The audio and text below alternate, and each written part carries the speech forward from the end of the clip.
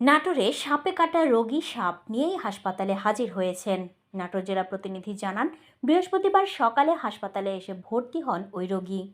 সাপে কাটা রোগীর নাম অসীম সর্দার। সে নলডাঙ্গা উপজেলার মমিনপুর সর্দারপাড়া এলাকার দিনু সর্দারের ছেলে।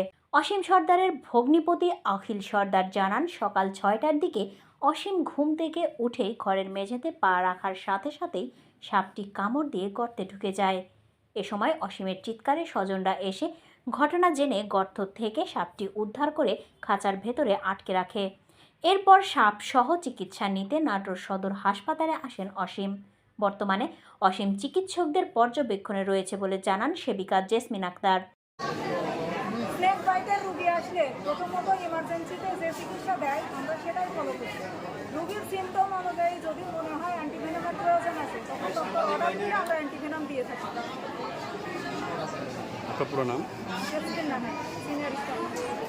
পরিবেশ কর্মীরা বলছেন, সাপে কাটলে ওঝার কাছে না গিয়ে দ্রুত হাসপাতালে যেতে হবে। কৃষককে যে সাপ কামড় দিয়েছে এই সাপের নাম ক্ষয়গতা, যা একটা খুবই বিষাক্ত সাপ। যদি বিষাক্ত সাপ কামড় দেয় তাহলে দ্রুত ওঝার কাছে না নিয়ে দ্রুত হাসপাতালে নিতে হবে। সকালবেলা ঘুমের থেকে উঠে কখন চোখের থেকে পা নামাইতেই দেখি যে ফ্যাস করে কামড় আছে। মায়েরে মনে করেন যে খুঁজে পাইনি, না বলেন যে কী আর কি কামড় দিলে পরে দেখি যে রক্ত বার হচ্ছে। পরে চাপ দিয়ে রক্ত বার করছি, করার পর ওই সামনে আবার চালের দাম ছিল, সেখানে আবার দেখি যে গর্ত আছে।